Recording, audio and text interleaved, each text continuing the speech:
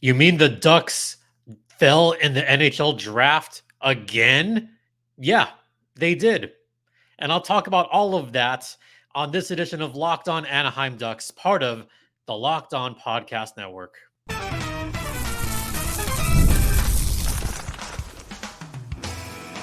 You're Locked On Ducks, your daily podcast on the Anaheim Ducks, part of the Locked On Podcast Network, your team every day.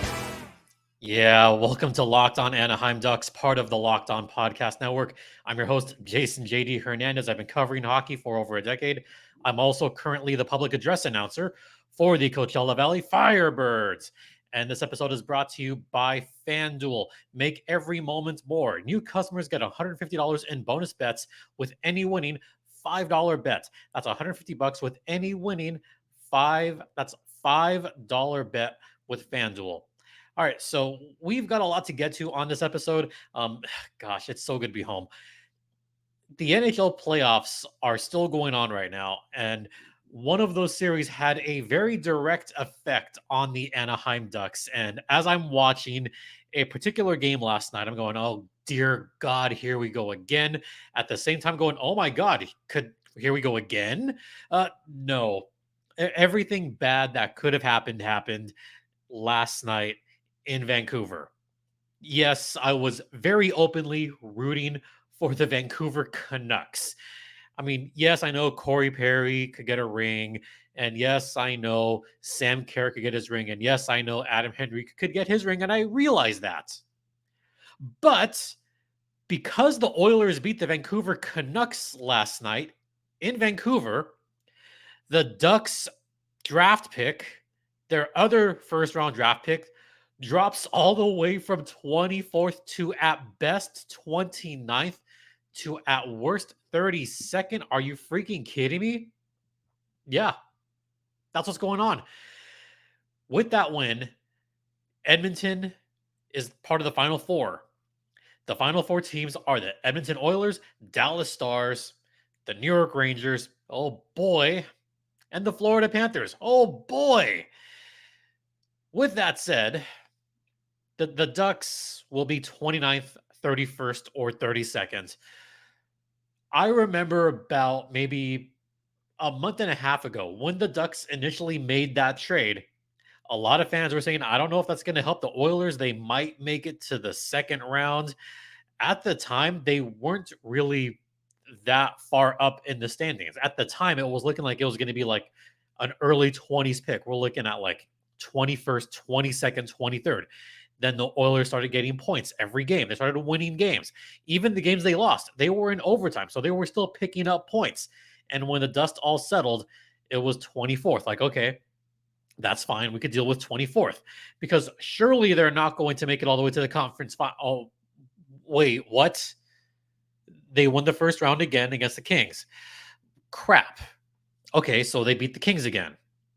They're surely not going to beat the Canucks, and Thatcher Demko is going to come back, right? Oh, boy.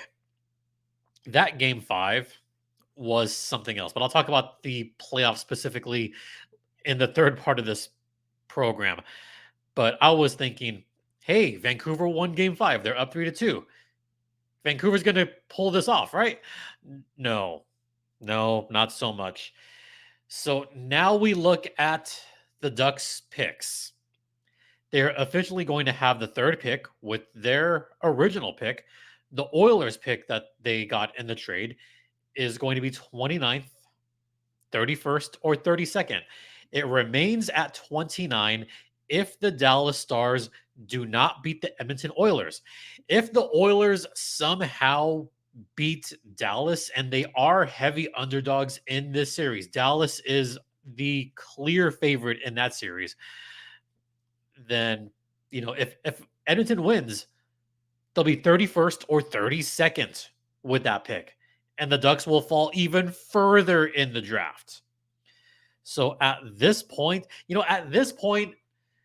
dropping 5 spots, that kind of hurts. Dropping another 2 to 3 spots at this point, who the hell cares? I mean, it's the Ducks' luck, right? It's their draft luck. They have had just continual bad luck. Like they've never moved up in the draft. Let me just point this out. In the 30 years, the Ducks have never, NEVER, moved up in the draft or the draft lottery or any of these other late round picks that they have accumulated over the years. They've never managed to move up. And that just sucks. And this isn't because of lottery balls this time. No, this is because the team that they traded to is actually doing well. And I don't want to say they're exceeding expectations. I guess they're meeting expectations. I mean, a lot of folks had them going to the conference finals. I didn't see them making the finals. I certainly do not see the Oilers getting past Dallas. That team is way too deep. Edmonton has way too many injuries. And as I look through this year's draft board in the late first, early second round, at that point in the draft, it starts to get pretty slim. And you're just going for organizational depth. Or honestly, this year, they're looking for depth in San Diego. I hate to say that, folks, but it's true. This year's draft is like top, it's fairly top heavy. The top 3-4 picks are good. But then after that, there's a precipitous drop, especially past 20. So at this point, look for guys to round out the San Diego goals lineup. That's what I'm looking at personally. I mean, just to throw a couple of names out there because why not? I'll admit I haven't looked too deep at the later picks yet, mainly because I haven't been home. To peel back the curtain, it's been a very busy few days. The team I do PA for, the Firebirds, they just completed a sweep of the Ontario Reign, a team that I used to work for. So you can imagine how busy my life has been the last 5 days. It's been very busy. But just a couple of names that I looked at that I was like, you know what? If they can drop, I'd be okay with that. I would be okay with Maxime Massé, the right winger from Chicoutimi. That is considered a pretty solid late first round pick. So Massé from Chicoutimi, I wouldn't mind that at all. There was another name that I looked at, and that was Ryder Ritchie, no relation, from Prince Albert. Another very good depth player, a very good two-way player. But Massé, I think, is someone that could be a steal in this latter round draft. Someone that is expected to go from 21 to 24 that I'm kind of ticked about because this would have been a good get for the Ducks, but I don't think he's going to fall to 29, is Tarek Parasak, who scored 105 points in 68 games with Prince George in the WHL. It would be nice, but I don't think he's going to fall that far. So at that point, just look for depth. All right. We're going to head. Oh, also keep in mind, the Ducks also have the 35th pick. So we're going to be looking later this week at players that are going to fall in that 29 to 38 range. So I'm going to be looking at a lot of names around that category. All right.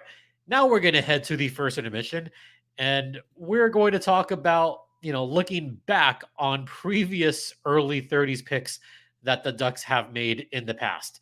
Stay locked in. Now, a brief word from FanDuel. We are now down to the conference finals in the NBA and the NHL. And FanDuel is giving you a shot to bring home a big win of your own. Right now, new customers get $150 in bonus bets with any winning $5 bet. That's $150 to bet on spreads, money lines, player props, futures, and so much more. Are you going to take the Rangers, who won the President's Cup? Are you going to take the Florida Panthers, who won their division? Are you going to take the Dallas Stars, who won their division? Or the underdog Edmonton Oilers? Who are you picking? Visit FanDuel.com/lockedon and make every playoff shot count. FanDuel is America's #1 sportsbook and the official sports betting partner of the Locked On Podcast Network. And please, folks, gamble responsibly. Welcome back to Locked On Anaheim Ducks, part of the Locked On Podcast Network. Once again, you are locked in with Jason JD Hernandez. Let's talk about looking back at previous picks that the Ducks made, and we'll go 28 to 40, I guess. Yeah, let's go with that. So I'm going to start with the most recent, and that would be, sorry, I'm fighting something here. Niko Mijatovic, who was last year's second round pick at number 33. So far, looking okay. Looks like he could be something. Now going to 2021, a few years back. And there's one pick that the Ducks made at 34 that I still like a lot. Olen Zellweger, who made his debut with the Anaheim Ducks this season, who's been very solid with the San Diego Gulls. He was an AHL All-Star, very well deserved. Someone that I think is going to put up a lot of points and help shore up that power play, I guess maybe in a couple years. So Olen Zellweger, also someone that I'm thinking he could make a difference in the Ducks later on. So when I look at some of the prior picks the Ducks have made, yeah, I would consider them steals. But then I look at the previous years, the picks around the Bob Murray era. Jacob Perreault, he has underperformed a little bit. So has Braden Tracy. Both of those guys were expected to be something. They were expected to be something pretty big. I mean, keep in mind, one of those guys had a Michigan goal with the Gulls back in 2022. So that was going on. But both of those guys have really struggled to find their definite footing in the San Diego Gulls. They're not even their best players on the AHL team anymore. So am I considering those, not so great picks? No, not yet. I think there is still time for both Jacob Perreault and Braden Tracy, but it is going to take a lot, folks. It's going to take a lot to get both of those guys back up to the top line or the second line. Just keeping it real, folks. Then I look at, later on, pick 39, Jackson Lacombe, solid pick for the Ducks at 39. And then we go even further back, 2016, Sam Steele. I'll talk about him in the next segment.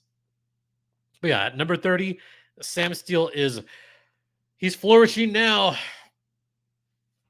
Sorry, what can I say? 2015, Jacob Larson with pick number 27.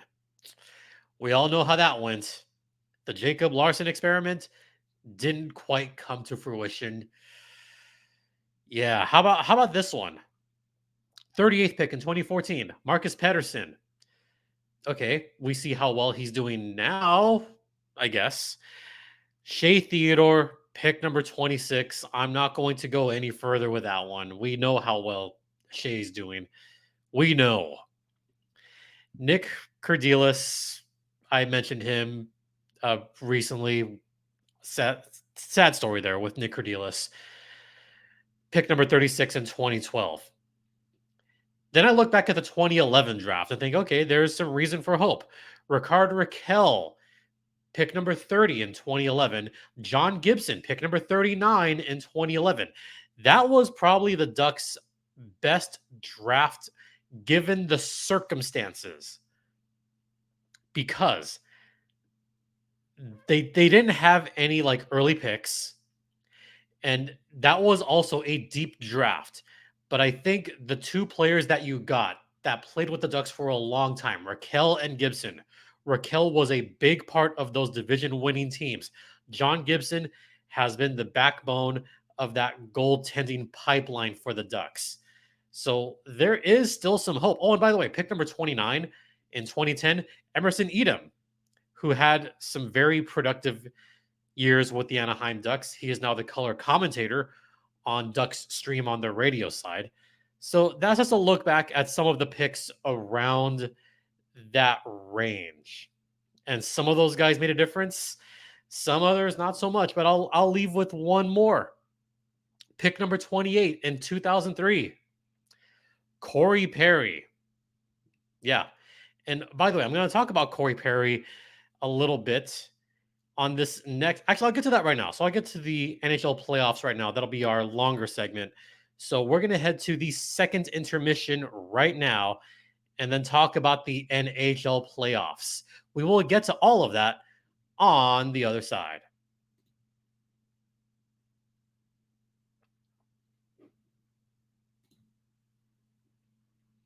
Welcome back to episode number 884 of Locked On Anaheim Ducks. Yeah, we're at 884 on the audio side. Okay, let's talk about the playoffs, shall we? None of those series were sweeps, not even close. I'm going to start in the East Coast, New York Rangers and the Carolina Hurricanes.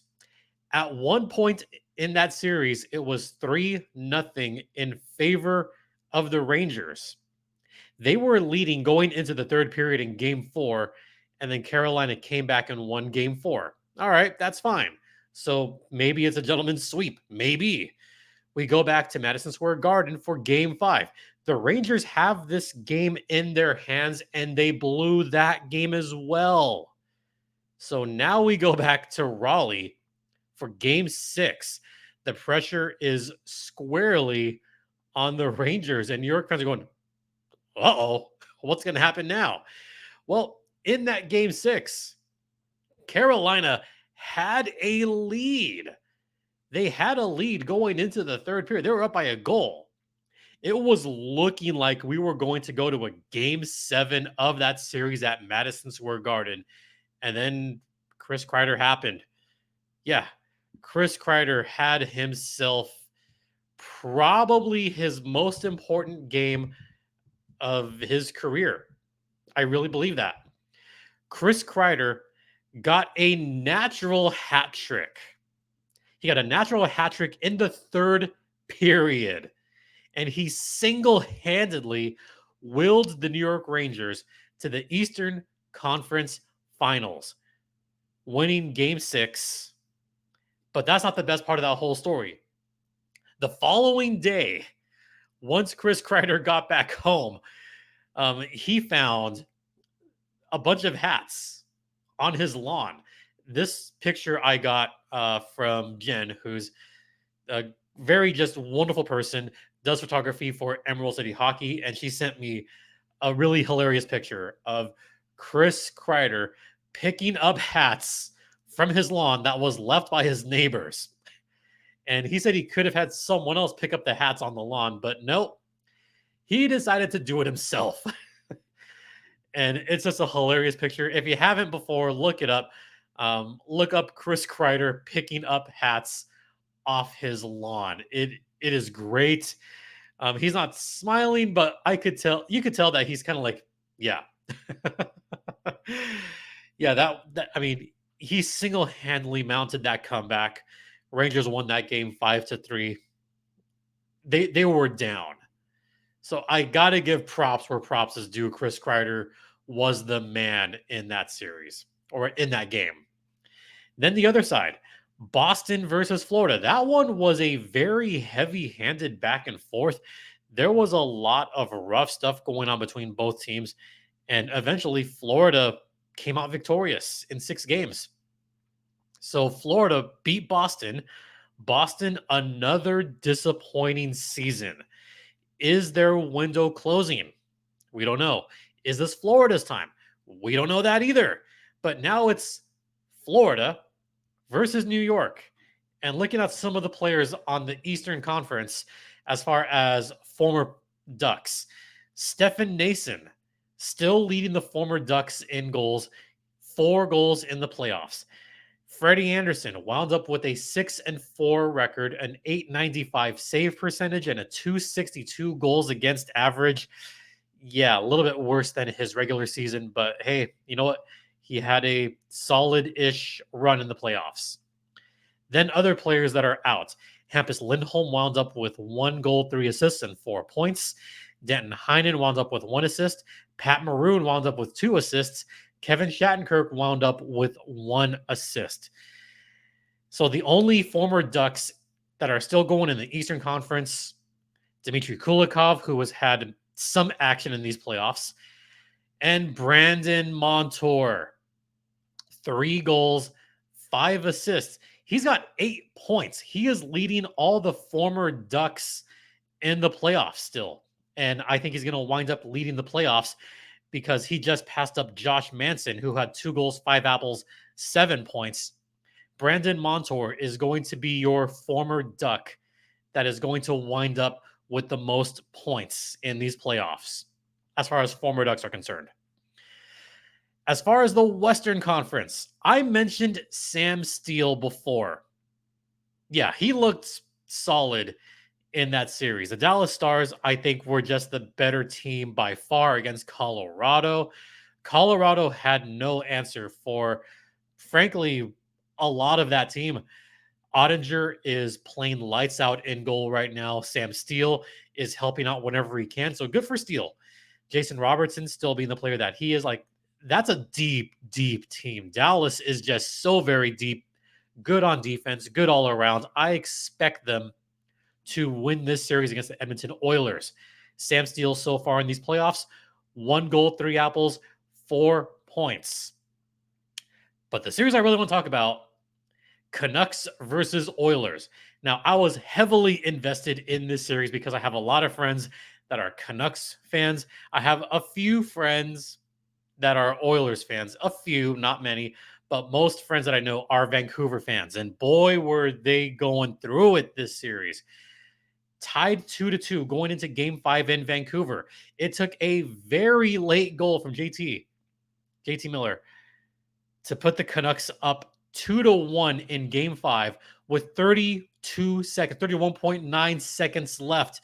That was the game-winning goal in Game 5. So I thought Edmonton might win that game, but Vancouver had all the momentum, and they just blew that game. They got blown out in Game 6. The big difference in Game 6, Adam Henrique still out. Corey Perry was now out. So in enters Sam Carrick, who has made a big difference on the defensive end. He has been like, not the dirtiest in that sense, the dirtiest in the sense as he got into all the dirty areas in Game 6 and especially Game 7. Did you see the deflections that Sam Carrick had? Did you see that he was kind of trapping the puck in the corner and burning clock? Did you see that he was a slight bit of an instigator, not like for fighting, but like to just kind of mix it in there when they have their little scrums after the whistles? Carrick got in there. He wasn't afraid of any of those players on the Vancouver side. None of them. He was deflecting passes. He was the consummate, just lunch pail kind of guy. You love someone like that on your team, just like the Ducks did. And Sam Carrick was huge on the penalty kill, just like he was in Anaheim. Gee, imagine that when Sam Carrick leaves the Ducks and the PK goes to crap. He goes to Edmonton and he makes a huge difference in Games 6 and 7. The Oilers had a 3-0 lead going into the third period in Game 7. Shots at one point in the game were 22-4. Now, one of my friends said, "Oh, they miscounted that." Okay, maybe it should have been like 24-6, maybe, or 24-7. But any way you look at it, the Canucks were getting outplayed, outshot, out everything. Then the third period, Vancouver scored 2 goals. There's a glimmer of hope, but they just couldn't get that third goal. And Artur Silovs, he did everything he could. And I love the story of Silovs coming from the Latvian team, working his way up through the ranks, working his way from being the backup goalie in Abbotsford to Tolopilo, to starting to get a few more starts, to having some time in Vancouver. And then all of a sudden, Thatcher Demko gets hurt, Casey DeSmith gets hurt, and all of a sudden you have a tandem of Tolopilo and Artur Silovs. But Silovs got the nod in the playoffs, and he did everything he could. So I just got to give my props where I did. So Vancouver's out. Here's the former Ducks for the Oilers. Adam Henrique, who has missed a few games, still has 1 goal, 1 assist, 2 points. Sam Carrick has an assist. Corey Perry hasn't scored a point yet in these playoffs, and we don't know what his status is. We don't know what a lot of those players' statuses are for game 1 against Dallas. There are no games on Tuesday. The conference finals begin tomorrow, Wednesday. So who do you have? Oilers or Stars? Rangers or Panthers? Let me know. That's going to do it for this podcast. Thanks so much for listening. Thanks for watching. Don't forget, this podcast is free and available across all platforms, including Stitcher, Spotify, Odyssey, Apple Podcasts, Google Podcast. My Twitter X is at StimpyJD. The show's Twitter X is at LO_Ducks. And you can continue to email me at lockedonanaheimducks@gmail.com. Yes, I am getting your letters. I'm getting those emails. Now that I'm back home, now that I've got some free time, I can start finally answering some questions. And now that the Firebirds are not playing for a full week, so I got some time. Expect like 7 or 8 episodes this week. There's going to be a lot of episodes coming up in the next 10 days. And also, thank you so much for your continued support. It is so greatly appreciated. For Locked on Anaheim Ducks, I'm Jason JD Hernandez saying have a great rest of the afternoon. Please remember to be safe out there, be kind to one another, and Ducks fly together. Quack, quack, everyone. Quack, quack.